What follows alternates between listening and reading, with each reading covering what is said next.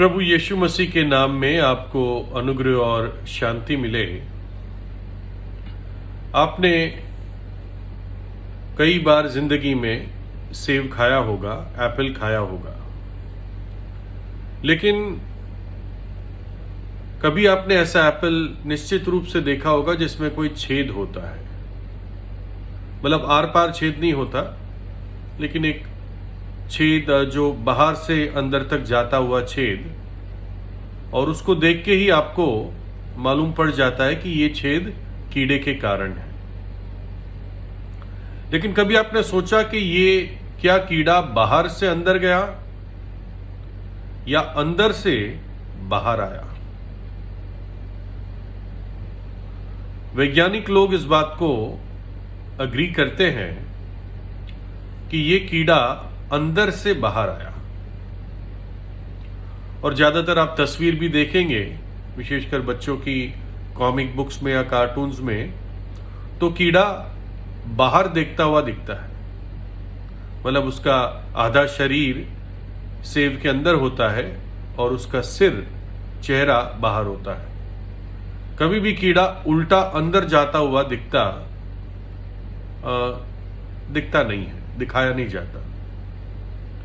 और सच बात यही है कि ये कीड़ा अंदर से बाहर आता है। अब सवाल आता है कि अंदर से बाहर कैसे आता है? तो इसका एक्सप्लेनेशन ये है कि आपको एक बात मालूम होगी कि हर फल फूल से ही बनता है। यानी फल जब बनता है उससे पहले एक स्टेज जो प्लांट लाइफ का होता है, वो पहले फूल होता है। कली होती है, फूल होता है और फिर फल होता है। तो जब फूल के स्टेज में होता है तभी कोई कीड़ा उसमें कोई अंडा दे देता है, और फिर जब फल बनता है वो अंडा अंदर ही रहता है और उस अंडे से कीड़ा निकलता है। यानी पूरा सील्ड एक ताजे फल के अंदर एक कीड़ा जन्म लेता है, और जैसे वो बड़ा होता है और ताकतवर होता है, वो धीरे धीरे बाहर निकलता है। और ये एक बड़ा प्राकृतिक तरीका परमेश्वर ने रखा है हमें इस बात को समझने के लिए कि हमारे भी हृदय में इस प्रकार से पाप का कीड़ा जन्म लेता है और ये अंदर से बाहर आता है। और सच में बाइबल कहती है कि मनुष्य के हृदय से जीवन की बातें जुड़ी हुई होती हैं। अगर हृदय सही है तो जीवन बना रहेगा। हृदय काला होगा और अंधकार की स्थिति में मरेगा तो जीवन काट दिया जाएगा। देखो भजन 51:5 में एक परमेश्वर का बड़ा सेवक इस बात को कहता है, देख मैं अधर्म के साथ उत्पन्न हुआ और पाप के साथ अपनी माता के गर्भ में पड़ा। मैं जन्म से ही मेरे अंदर वो पाप का कीड़ा था। मेरा जन्म पाप नहीं था, लेकिन मैं जन्मा उस पाप के कीड़े के साथ, उस पाप के स्वभाव के साथ। मरकुस 7 में प्रभु यीशु कहते हैं, फिर उसने कहा, जो मनुष्य में से निकलता है वही मनुष्य को अशुद्ध करता है, क्योंकि भीतर से अर्थात मनुष्य के मन से बुरी बुरी चिंता, व्यभिचार, चोरी, हत्या, परस्त्रीगमन, लोभ, दुष्टता, छल, लुचपन, कुदृष्टि, निंदा, अभिमान और मूर्खता निकलती है। ये सब बुरी बातें भीतर ही से निकलती है और मनुष्य को अशुद्ध करती है।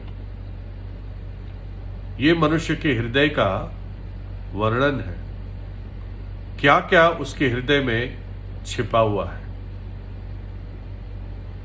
लोग कहते हैं अरे ये तो मुंह से गाली देता है, लेकिन दिल का बड़ा साफ है। हरगिज नहीं, वो दिल का भी उतना ही गंदा है जितना वो मुंह का गंदा है। धार्मिक गुरुओं को प्रभु यीशु ने क्या कहा? हे कपटी शास्त्रियों और फरीसियों, तुम पर हाय, तुम चुना फिरी हुई कब्रों के समान हो, जो ऊपर से तो सुंदर दिखाई देती है, परंतु भीतर मुर्दों की हड्डियों और सब प्रकार की मलिनता से भरी है। ये धर्म गुरुओं का वर्णन प्रभु यीशु ने दिया। बाहर तो सुंदर कब्र के समान दिखती है, लेकिन अंदर सब प्रकार की मलिनता और सड़ाहट है। एक धर्मस्थल के बारे में प्रभु यीशु ने क्या कहा? यहूदियों का फसह का पर्व निकट था और यीशु यरूशलेम को गया और उसने मंदिर में बैल और भेड़ और कबूतर के बेचने वालों और सराफों को बैठे हुए पाया और रस्सियों का कोड़ा बनाकर सब भेड़ों और बैलों को मंदिर से निकाल दिया और सराफों के पैसे बिथरा दिए और पीढ़ों को उलट दिया और कबूतर बेचने वालों से कहा, इन्हें यहां से ले जाओ, मेरे पिता के भवन को व्यापार का घर मत बनाओ। तुम लोगों ने परमेश्वर का भवन व्यापार का भवन बना दिया है। और फिर उसी स्थान में कुछ समय बाद और उपदेश करके उनसे कहा, क्या ये नहीं लिखा है कि मेरा घर सब जातियों के लिए प्रार्थना का घर कहलाएगा, पर तुमने इसे डाकुओं की खो बना दी है। परमेश्वर के भवन को क्या बना दिया? डाकुओं की खो। एक प्रचारक था मेरे जैसा, मुझसे भी बहुत अच्छा, और एक बार उसने अपने उस सभा में जब लोग सब बैठ चुके तो उसने सामने एक कॉफिन रखवाया,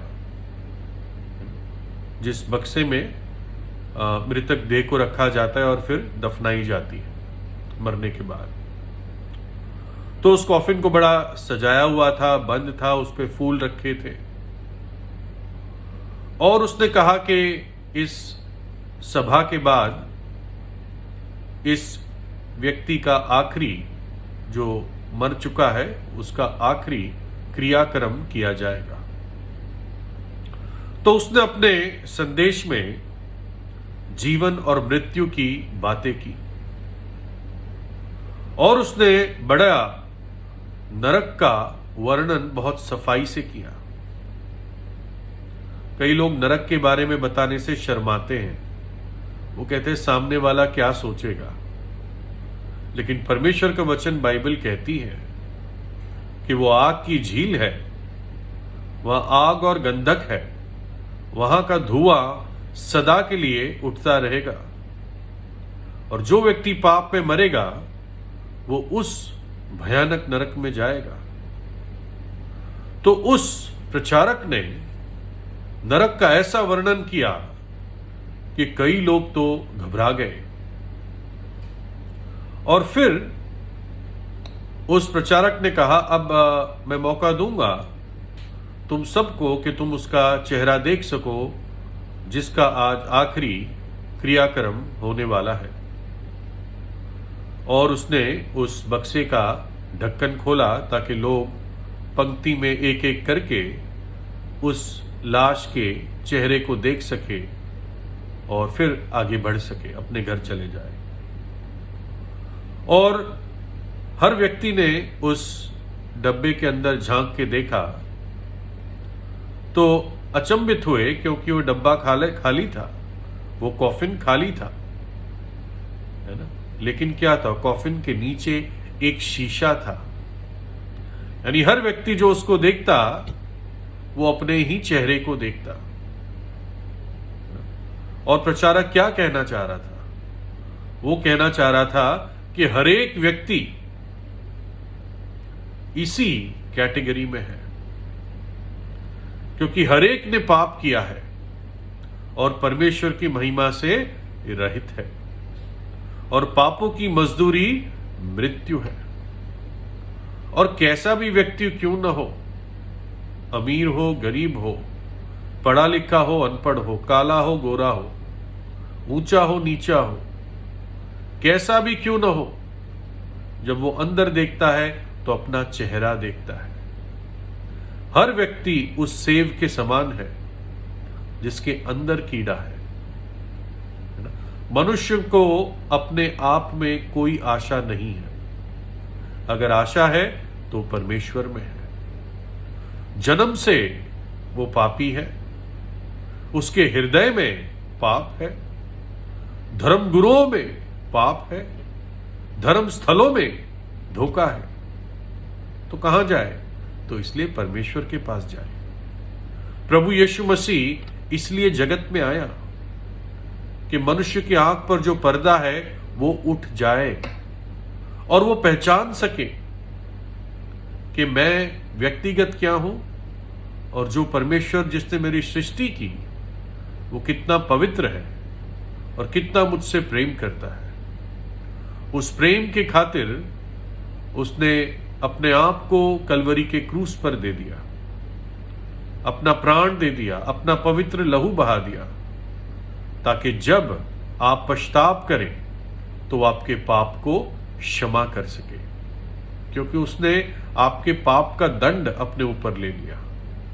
प्रभु यीशु का लहू हमें सब पापों से शुद्ध करता है। उस कीड़े को वो शुद्ध करता है ना। उस कीड़े से मुझे और आपको शुद्ध करता है, उस कीड़े को दूर करता है और हमें पवित्र करता है और पवित्र जीवन बिताने की सामर्थ्य देता है। तो इसलिए अपने पापों से मन फिराएं, अपने पापों से पश्चाताप करें और प्रभु यीशु पर विश्वास करें, जिसने पवित्र शास्त्र के अनुसार अपनी जान क्रूस पर दी और मृतकों में से तीसरे दिन जी उठा। परमेश्वर आपको आशीष दे।